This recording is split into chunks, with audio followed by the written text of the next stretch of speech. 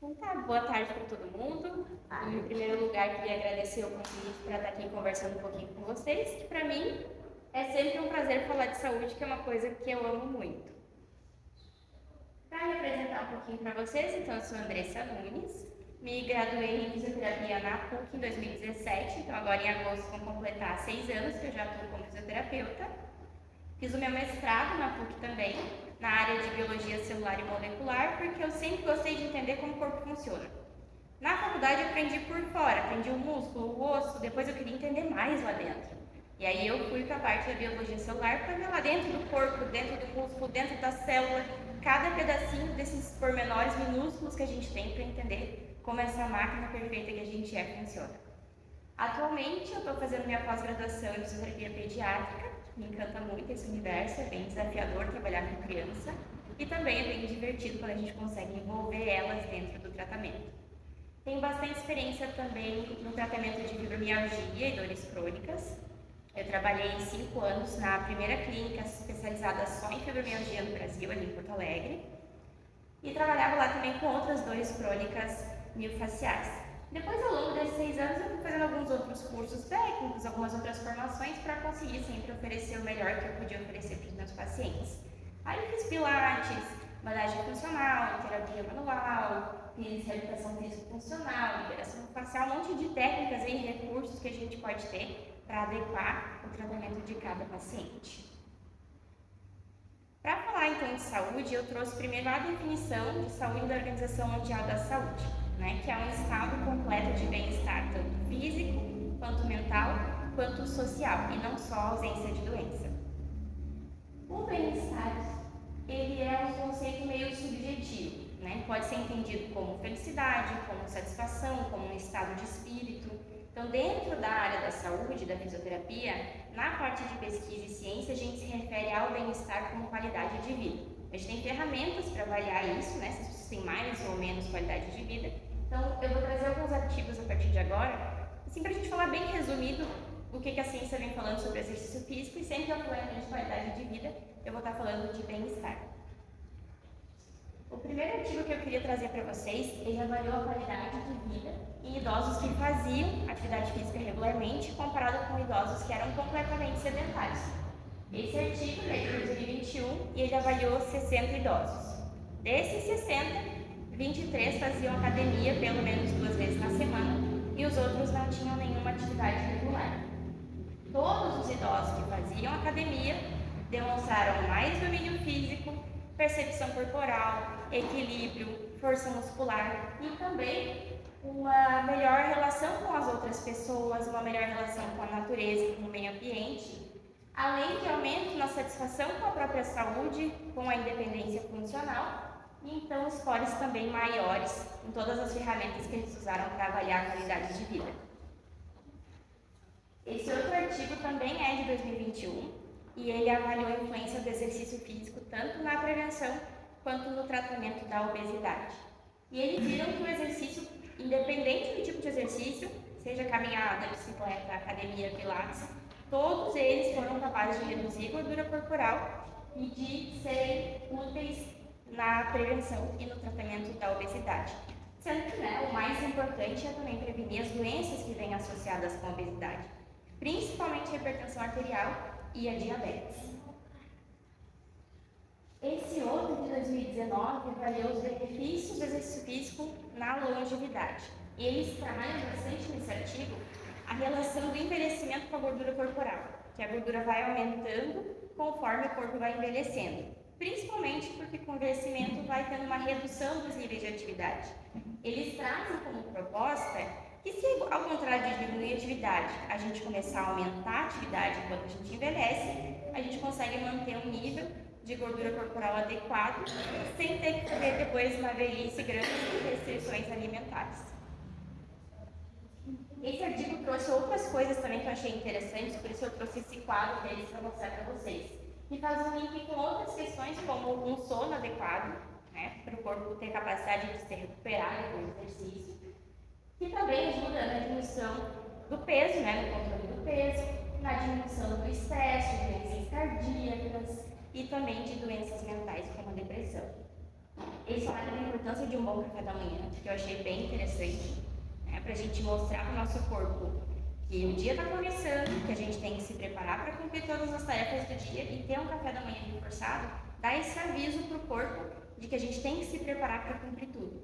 E, claro, as refeições regulares ao longo do dia, diminuindo as quantidades, um jantar bem leve para a gente dizer para o nosso corpo, então, que agora não vamos mais precisar gastar energia com nada, vamos descansar para estarmos prontos para o próximo dia. E aí também fala sobre o controle de peso, que é bem importante, e a abstinência de cigarro e outras drogas.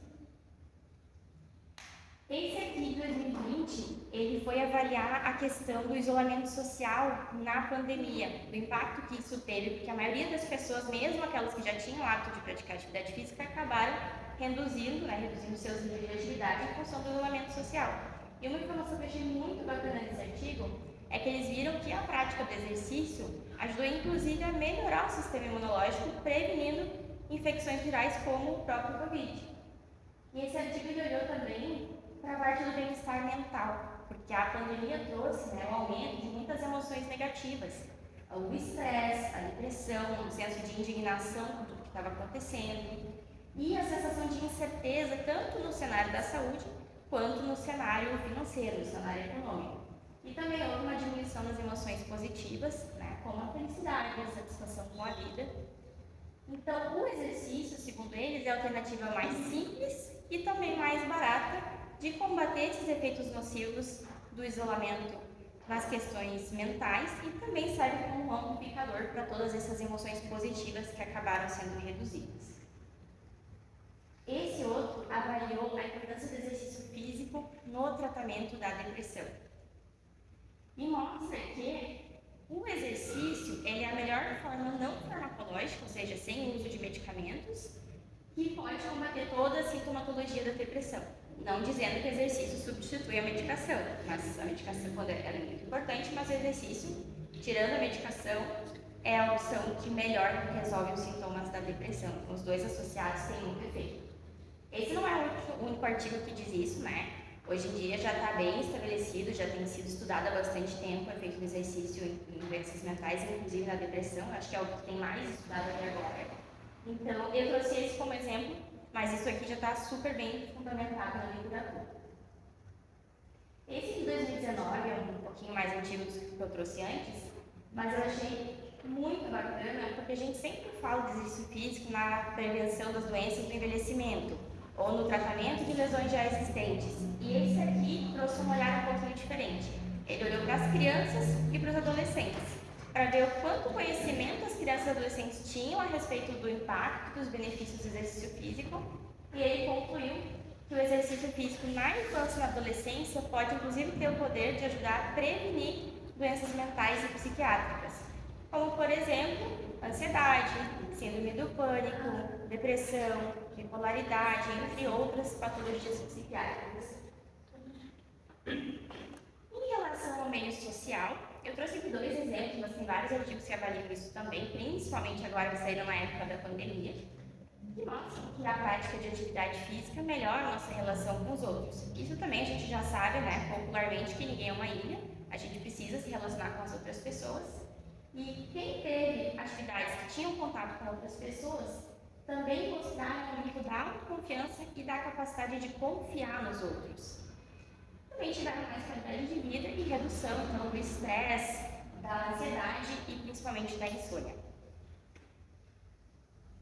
Alguns dados interessantes que eu achei de trazer para vocês foram esses aqui, publicados pela Organização Pan-Americana de Saúde, que diz que 62,5% dos adultos nas Américas e 33,6% das crianças atualmente estão com sobrepeso e obesidade.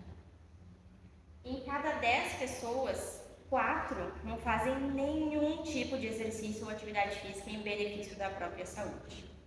E se toda a população fosse mais ativa, mais engajada no exercício físico regular, poderiam ser evitadas até 5 milhões de mortes todos os anos. Agora, o que mais me perguntam lá na clínica, mas que exercício eu faço? Quanto que eu faço? Quantos dias na semana?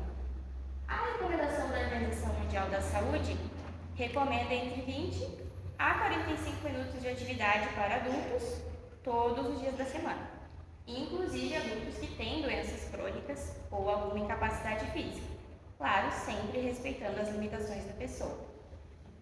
E para crianças e adolescentes, esse tempo é um pouquinho maior, ali em torno de 1 hora todos os dias da semana. Qual o melhor tipo de exercício? Aeróbico ou reforço muscular? Caminhada ou academia? Bicicleta ou pilates? Apesar da Organização Mundial da Saúde indicar o exercício aeróbico, nesses tempos que eu falei para vocês, o ideal é ter um equilíbrio entre esses dois tipos.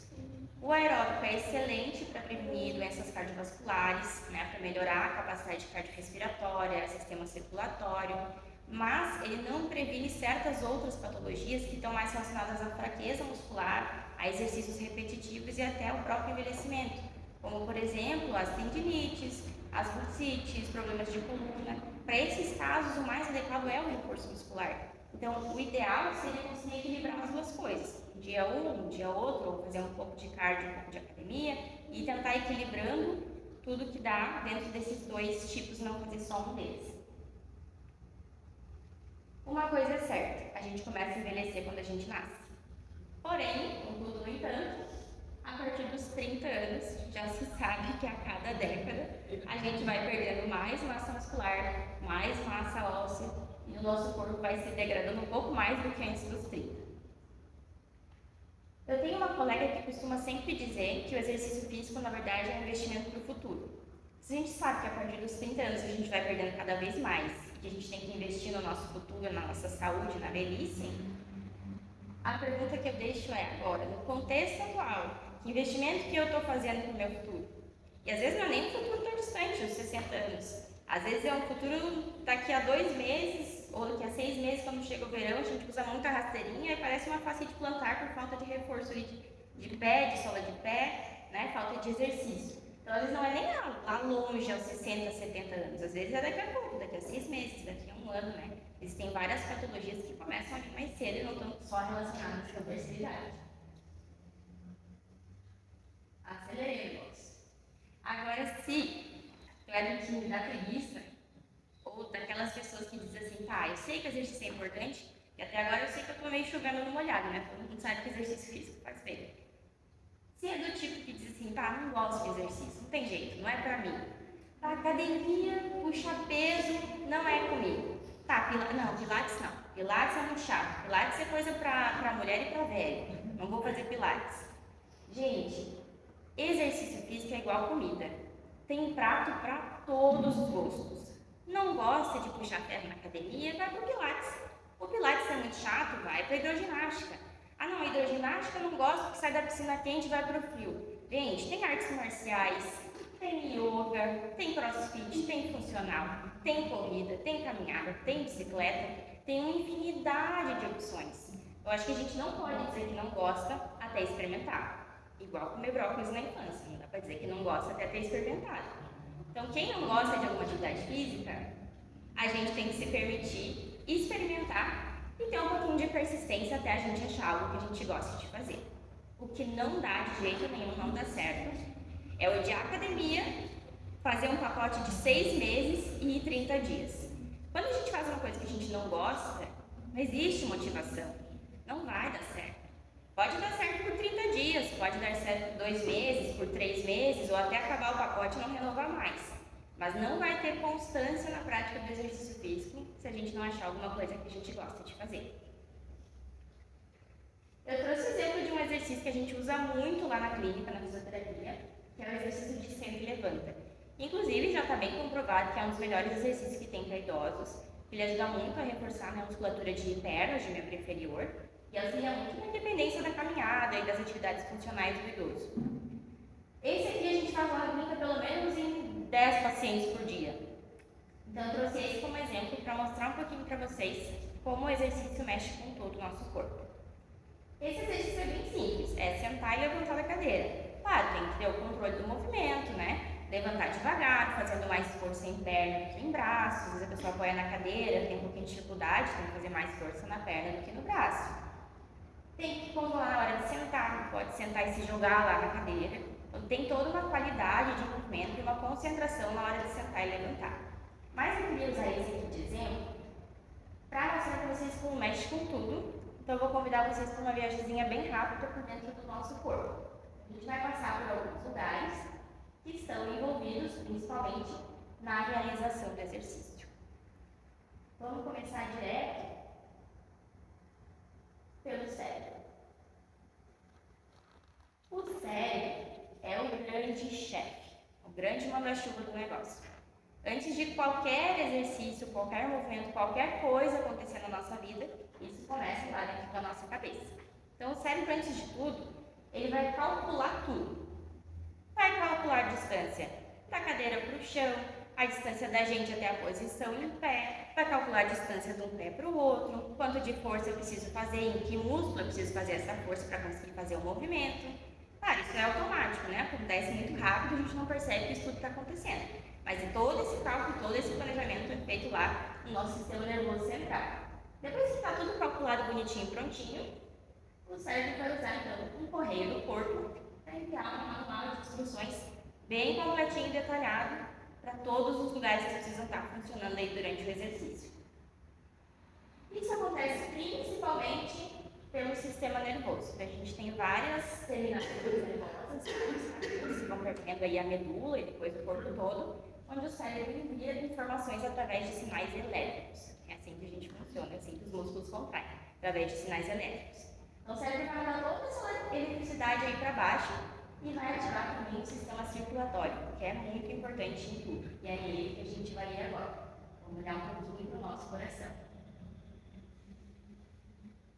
Eu sempre digo para os meus pacientes que o sistema circulatório é o melhor correio e o melhor lixeiro que a gente tem no organismo. Porque ele vai entregando tudo que tem de bom para todo mundo e vai recolhendo tudo que tem de lixo, de porcaria que a gente não usou e não precisa mais para mandar para fora do nosso organismo. Para mandar esse monte de nutriente que precisa mandar para o corpo contrair e fazer um movimento, tem que aumentar um pouco o tamanho das estradas. Para passar mais informação, tem que aumentar a estrada. Esse processo de aumentar a gente chama de vasodilatação. Todas as nossas veias, nossas artérias, elas são envolvidas por músculo.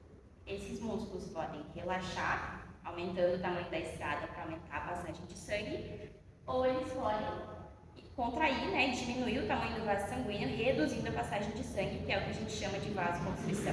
No caso do exercício, vai acontecer o aumento das estradas, a vasodilatação. Só que os nutrientes não fazem tudo sozinho. A gente precisa também de oxigênio. Então, antes do sangue ir para o corpo, o sangue vai passar lá pelo pulmão para se encher de oxigênio. Lá no pulmão, ele vai tentar pegar no ar puro a maior quantidade de oxigênio que ele puder pegar para mandar para o sangue. O nosso pulmão ele é cheio de raizezinhas, como se fossem a raiz de uma árvore, né? Que vai afinando, afinando, afinando. Lá no finalzinho, na raiz mais fininha, a gente tem um alvéolo, que é como se fosse um saquinho bem fininho, que é envolvido ali por um vasinho sanguíneo. Então, onde se encosta esse saquinho e o vaso sanguíneo, tem uma comunicação. O sangue, que já pegou tudo que tem de lixo, vai mandar o gás carbônico embora, esse alvéolo para a gente soltar na expiração. E ele vai pegar o oxigênio, então, que veio do ar puro. Cada hemácia nossa do sangue, ele vai pegar uma moléculazinha de oxigênio e vai carregar de volta para o coração, para ser mandado para o resto do corpo. Por que o oxigênio é tão importante? Porque o nosso sistema funciona através de um combustível, uma fonte de energia que é própria do nosso corpo, que faz tudo acontecer dentro da gente, que é o ATP. Isso é formado através do oxigênio e da glicose que vem da alimentação saudável. Então, juntando a glicose e o oxigênio lá dentro do corpo, vai ter um monte de reação química, vai passar por um monte de coisa da biologia que provavelmente todo mundo aqui odiou estudar na hora que está passando por isso na escola, é o terrível do ciclo de Krebs lá. Então, tudo isso vai acontecer dentro da gente para formar esse combustível, essa nossa fonte energética, que é o ATP. E aí, claro, né? Vamos falar do músculo, que é o protagonista, que ninguém esquece que está movimentando. Se a gente for olhar lá no nosso músculo, dando zoom no músculo, mais um pouquinho de zoom, mais um pouquinho de zoom, chegar lá dentro, o nosso músculo é composto por fibras musculares. Então, Então, são várias linhas, né, alinhadinhas, uma em cima da outra. Quando essas linhas deslizam entre si, o músculo está contraído. Quando elas deslizam de volta, o músculo está relaxado. Eu vou dar mais um zoom aqui no músculo, para a gente entender lá nessas fibrinhas. A gente tem essas duas fibras. Essa de baixo, eu acredito que ela tem umas cabecinhas. Essa cabeça vai se ligar na fibra de cima e vai puxando, puxando, puxando, até que as duas fiquem uma em cima da outra e o músculo esteja contraído. Para que a cabeça consiga se movimentar e puxar a outra, ela precisa de combustível, de energia. Ela precisa do ATP que veio lá do oxigênio da glicose. Para relaxar, mesma coisa, também vai precisar do combustível para a cabecinha ir empurrando de volta a fibra de cima até que as fibras deslizem de volta e sejam alinhadinhas e haja um relaxamento da musculatura. Lógico que eu não tenho como falar de exercício físico, de tudo que está acontecendo dentro do corpo, sem fazer um link com os outros remédios naturais. Como, inclusive, já fiz agora há pouco falando da alimentação saudável, da glicose, do ar puro e do oxigênio. Tudo é muito importante para o bom funcionamento do nosso corpo. Se a gente não tiver alimentação, o ar puro para produzir uma boa fonte energética, as coisas não vão funcionar bem. Se a gente não conseguir beber a água adequada, o nosso corpo vai ficar desidratado, vai fazer exercício físico, vai perder mais líquido. Então a água também é muito importante para a gente conseguir viver com qualidade e se recuperar bem. O sono, importantíssimo, não existe ganho de massa muscular, por exemplo, sem um sono reparador. A gente tem que dormir para o nosso corpo poder resolver tudo que aconteceu nele durante o dia e poder ter uma nova reserva energética que a gente está disposto no outro dia para levantar de manhã, tomar um bom café da manhã e realizar todas as tarefas que a gente tem para realizar naquele dia. O sol é muito importante. Sem vitamina D, que é a vitamina do sol, a gente não faz quase nada dentro do nosso corpo. Ela é um subsídio muito importante para várias coisas químicas que acontecem dentro da gente. Principalmente o ganho de massa muscular e o ganho de massa óssea. E são duas coisas que às vezes ficam muito prejudicadas no envelhecimento, né? A sarcopenia, que é a perda de massa muscular, e a osteoporose são muito comuns no envelhecimento. E a vitamina D é importantíssima tanto na prevenção quanto no tratamento dessas duas patologias. O domínio próprio, importantíssimo, né? A temperança, para a gente ter equilíbrio, ter bom senso, conseguir se manter equilibrado nos nossos objetivos e numa vida mais saudável. E a espiritualidade também, né? Ela entra aí com uma grande importância, já é comprovado hoje cientificamente, e a fé, de maneira geral, tem um efeito muito positivo, tanto na prevenção, na mudança de estilo de vida, na força de vontade para ter novos hábitos, quanto, inclusive, no efeito curativo dos tratamentos. A pessoa que tem fé tende a ter uma resposta melhor a qualquer tratamento. E, às vezes, não necessariamente só fé em Deus, mas fé no profissional de saúde, fé no tratamento que está sendo feito. A espiritualidade e a fé já são cientificamente comprovadas como muito positivas no nosso organismo. Isso tudo está relacionado com o exercício físico. Agora, uma dica bem prática, né? Não tem como a gente mudar estilo de vida da noite para o dia. Ninguém vai conseguir acordar numa segunda-feira super motivado, super determinado, começar a fazer dieta, se muscular na academia, começar a atividade física todos os dias da semana, dormir bem, cuidar do horário do sono, pegar sol. Ninguém consegue fazer tudo isso. Às vezes até consegue, na segunda-feira, na terça, na quarta, na quinta talvez nem tanto, e sim, dificilmente vai ter sucesso tentando mudar todas as coisas ao mesmo tempo. Tem que ter uma constância, e se a gente tenta fazer tudo ao mesmo tempo, geralmente a gente não consegue manter. Então a minha dica é começar com um passinho pequeno. Esse passinho pequeno, quando for começando a ficar um pouco mais fácil pra gente, dá outro passinho pequeno. Esse segundo passo foi ficando um pouco mais fácil, vamos para um passo um pouquinho maior. Quando esses passos um pouquinho maiores já estiverem mais automáticos na nossa rotina, a gente vai aumentando os passos até que a gente chegue ao grande passo final, que é a mudança do estilo de vida, que é o nosso objetivo para ter uma vida mais saudável, de mais qualidade. Eu trouxe um pouquinho da minha experiência para vocês. O meu mais fácil foi a alimentação. Esse para mim foi o processo mais fácil para começar a ter um estilo de vida mais saudável. Eu fui criada, né, numa infância onde eu era estimulada a comer de tudo. Minha mãe tinha muito cuidado com a alimentação, buscava sempre receitas mais saudáveis, muita variedade de fruta e verdura. Então eu fui acostumada a comer de tudo. Eu adoro cozinhar, adoro testar receitas novas. Então a alimentação era o meu caminho mais fácil. Claro que no início eu era bem desorganizada e passava bastante trabalho. Eu trouxe ali para vocês verem o meu primeiro carrinho de supermercado saudável. Eu não sabia nem calcular a quantidade de fruta que eu tinha que comprar para a semana. Eu não sabia a quantidade de fruta que eu ia conseguir comer, se aquelas frutas iam dar certinho para a semana, se ia sobrar para a semana seguinte, se ia faltar. Então essas coisas que parecem super simples, para mim já eram um pouco difíceis. Passava muito tempo no meu final de semana cozinhando.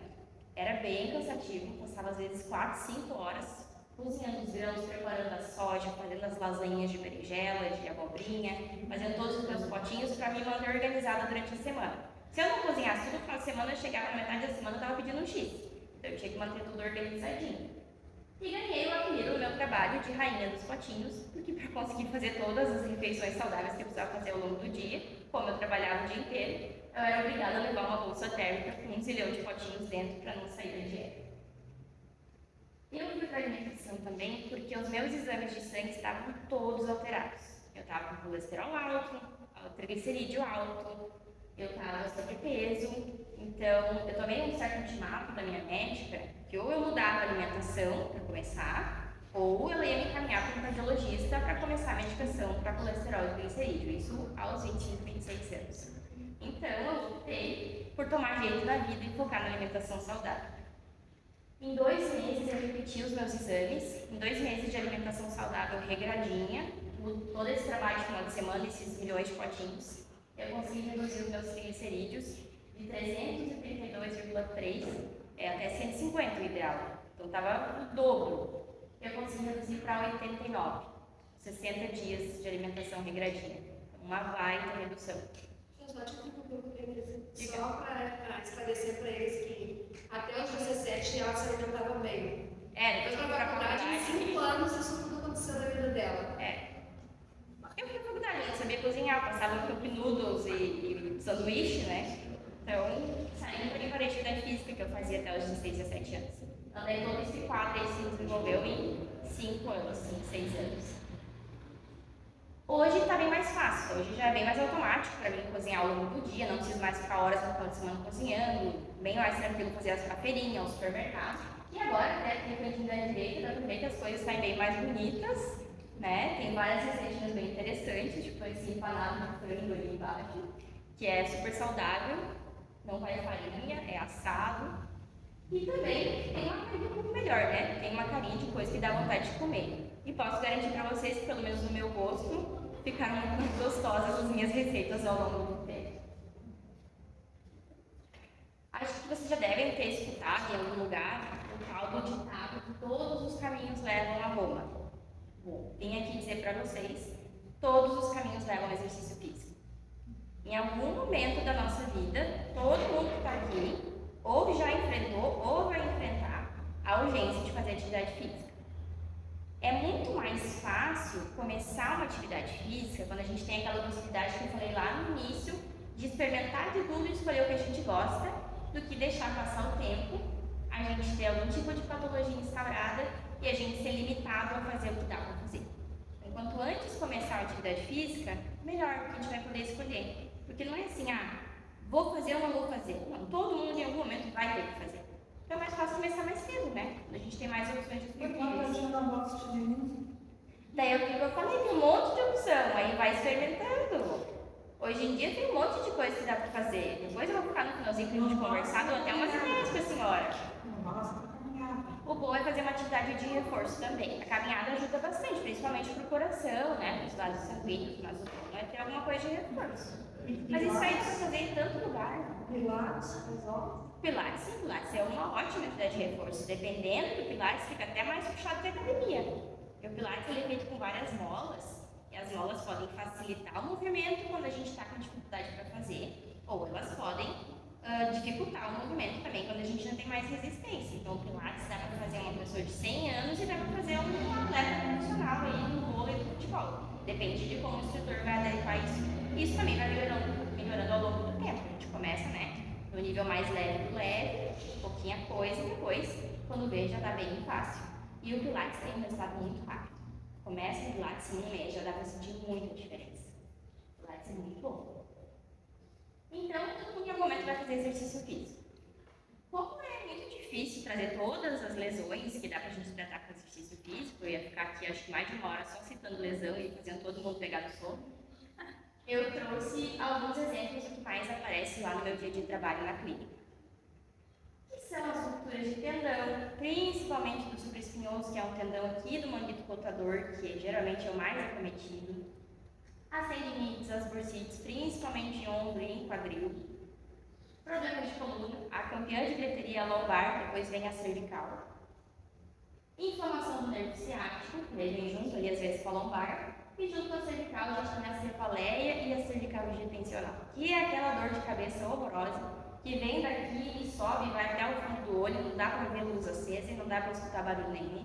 Isso vem muito de tensão muscular. Aí já vai seguindo ali com as contraturas musculares, que geralmente está tudo meio junto, né? Que é quando aquelas linhas do músculo lá que tem que estar alinhadinhas começam a se bagunçar, se desorganizar. Aí formam o que os pacientes adoram chamar de nó, de bolinha, de calombo, né? De parece um osso que tem aqui. Isso aí geralmente são as contraturas musculares, causadas na maior parte das vezes por fraqueza muscular, por má postura, por sobrecarga, pegar uma sacola muito pesada, fazer um esforço muito repetitivo, isso acaba levando a essa desordem da musculatura, que pode ser prevenida com exercício físico.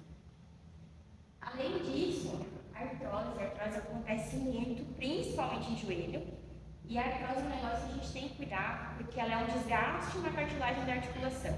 A articulação ela não tem ligação sanguínea, então ela não se regenera, a cartilagem. Depois que desgastou, não tem mais como voltar atrás. O que dá para fazer é um reforço para evitar que a coisa piore.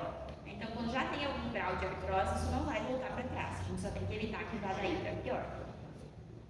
E em idosos, geralmente, é fraqueza muscular generalizada, problemas de equilíbrio e o risco grandíssimo de quedas. Isso tudo a gente trata com exercício físico. É óbvio, uma pessoa chegou lá na clínica com um joelho desse tamanho, tá vermelho, tá doendo, não consegue dobrar a perna. Ninguém vai pegar essa pessoa e botar na bicicleta. A gente tem recursos, né, analgésicos, anti-inflamatórios, tem o TENS, que os pacientes adoram chamar de choquinho, tem ultrassom, tem laser, tem o gelo. O gelo é um excelente anti-inflamatório analgésico natural e é o que a gente mais manda os pacientes fazer em casa. Quando eles são meio levadinhos e não fazem em casa, a gente faz na clínica para eles não ficarem sem fazer. E aí, depois que melhora a inflamação, que esses sintomas vão desaparecendo, né, que tudo isso é por causa da inflamação, quando desaparece a dor, vai diminuindo o inchaço, a gente começa a incluir o exercício físico. O tratamento de praticamente tudo, se não tudo que eu pego lá na clínica, vai acabar no exercício físico. E sempre, quando vai chegando a alta da fisioterapia, a gente orienta os pacientes a incluírem o exercício na sua rotina, na sua vida, no seu dia a dia. Os pacientes que não incluem, que não seguem essa orientação, não fazem nada, tem muito mais chance de voltar para a clínica com o mesmo problema ou com um problema pior. E para falar um pouquinho mais de tratamento de lesão, eu resolvi trazer exemplo de algumas coisas que podem ser tratadas com exercício físico e que a maioria das pessoas não sabe. Por exemplo, problemas uroginecológicos, como a bexiga caída, a incontinência urinária fecal, a bexiga caída. É muito comum ir para a cirurgia, intervenção cirúrgica. Muitas pessoas nem sabem que tem a opção de fazer um tratamento conservador para isso, que vai passar pelo exercício físico. Às vezes faz a cirurgia, não faz o reforço adequado, a bexiga volta a cair, tem que passar por outra cirurgia dali a um tempo. Então, o exercício é muito precioso nesses casos. E essa parte também ela é tratada por uma parte específica, uma área específica da fisioterapia, que é chamada de fisioterapia pélvica ou uroginecológica. E tem uma vertente também para o tratamento de disfunções sexuais, disfunção erétil, ejaculação precoce. A gente tem também a fisioterapia ocular, uma coisa que a gente não sabe, para reforço da musculatura dos olhos, para melhorar a visão cansada, problemas de visão. Também é uma área bem interessante que muita gente nem sabe que existe. Tem a parte de déficit de equilíbrio, que são por alterações no sistema vestibular. A gente tem o estímulo de bebê e criança, de desenvolvimento neuropsicomotor.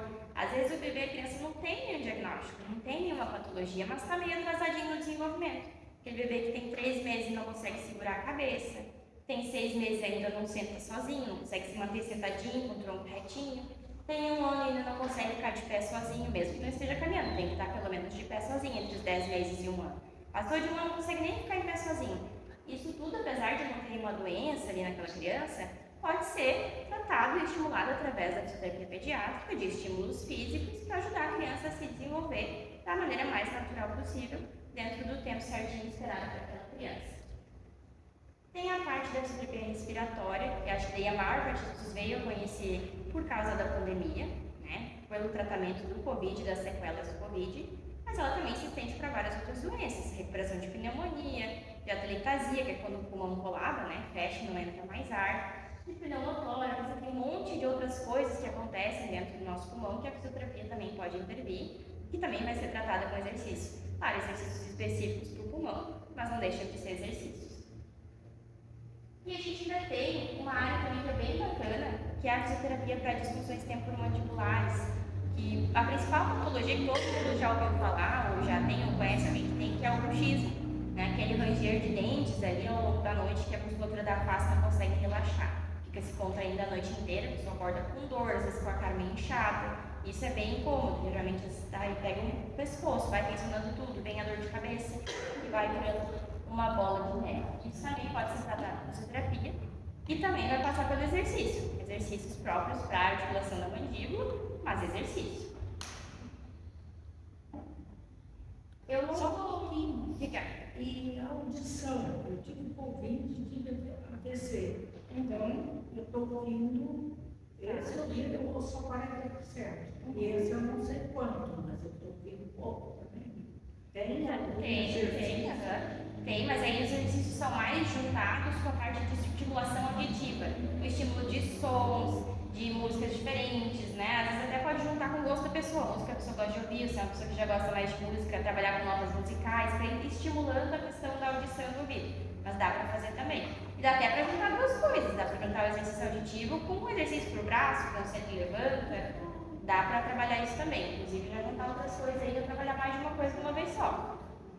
Eu não vou me estender muito falando de lesões, de doenças, porque senão a gente vai acabar ficando meio cansativo, vou me estender demais, até porque é uma coisa que eu gosto de falar. Mas eu também vou ficar aqui depois de terminar, caso alguém queira conversar, eu tenho isso, eu tenho aquilo, não sei se eu posso fazer outra coisa, se não posso, eu vou ficar por aqui pra gente conversar depois sobre isso. E para finalizar, eu só queria compartilhar com vocês o meu versículo bíblico favorito, que é Salmos 40, versículo 17. E foi o que me ajudou muito em todo esse processo que eu tive de mudança, de estilo de vida e de hábitos. E diz assim: sou pobre e necessitado, mas o Senhor cuida de mim. És o meu amparo e o meu libertador. Isso me deu muita força para me sentir amparada ao longo de todo esse processo de mudança e para me libertar de todos os maus hábitos que eu tinha. Eu vou deixar aqui as minhas redes sociais, caso alguém queira entrar lá depois, acompanhar meu trabalho, ou daqui a pouco continuar conversando comigo, então fiquem bem à vontade para me achar lá. E por enquanto agradeço então a atenção de todo mundo por ter ficado aqui me escutando falar sobre exercício físico.